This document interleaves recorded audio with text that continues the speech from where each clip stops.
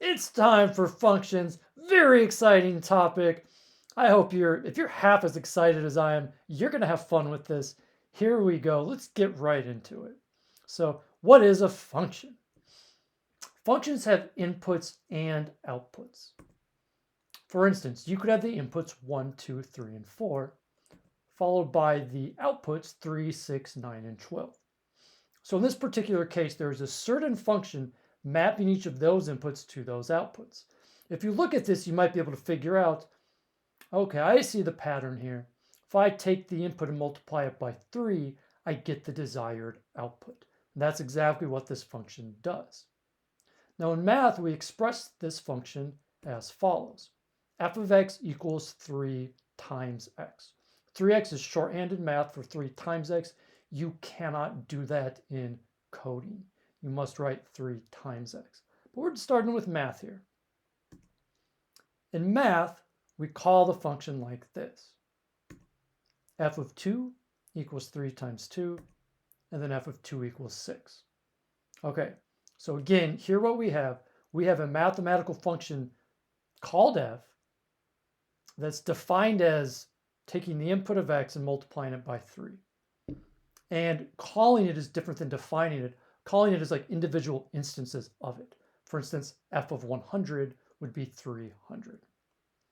Okay, now let's look at how to do this in Python. Well, def fx colon, what is this?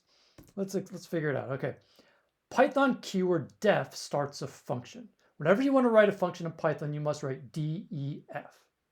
That's the keyword. Then after the space, you name the function. In this case, we're naming it f to match the mathematical convention. After that, you want to place the input inside of parentheses. This should be a variable. In this case, we've defined it x, again, matching the mathematical convention. Finally, we have a colon indicating that a new code block will begin that's connected to this one. And then, in this case, return 3 times x. Let's parse this out. So first of all, 4 blank spaces are required. This is one of the great claims that Python has to fame, really. It uses indentation instead of nesting. I think you guys will like it. If you just press return on the keyboard, it'll do it for you in Colab and in most Python coding environments. Okay, then you have the Python keyword preparing the function output, which is return. And finally, after that, you have the value that the function returns, which in this case is 3 times x. Okay, now let's see if we can improve it a little bit.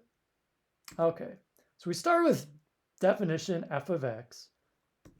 And we could say that 3 times x is assigned to a variable called product. Why? Because it is in fact a product, and many times you're going to want to write a bunch of code in the middle.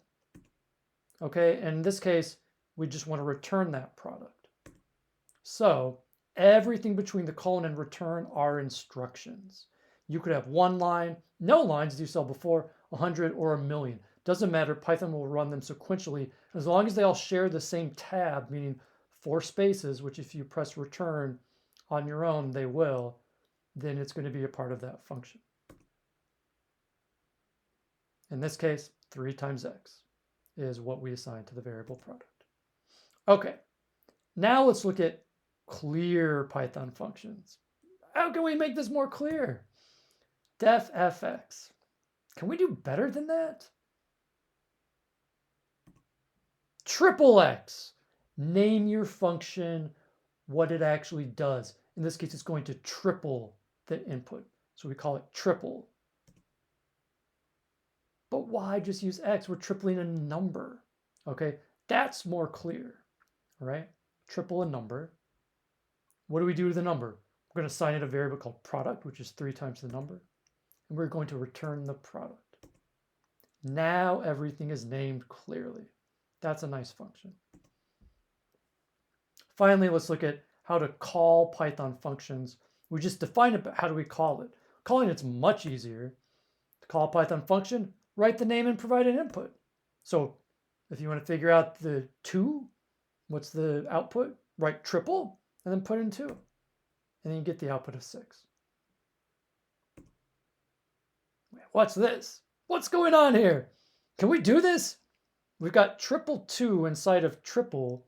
Well, look, triple 2 has a value of 6, so you can in fact triple that. This is called a nested function, and sure enough, you get the value of 18. Oh my gosh, you just learned something pretty cool. Not just how to write a function, but how to write a nested function. It's just variable assignment. Triple 2 is equivalent to 6. You could nest a lot of those. You could triple it again. You guys know 3 times 18 in your head? 54. All right. As mentioned, happy coding. Let's do it now in Collab Notebooks.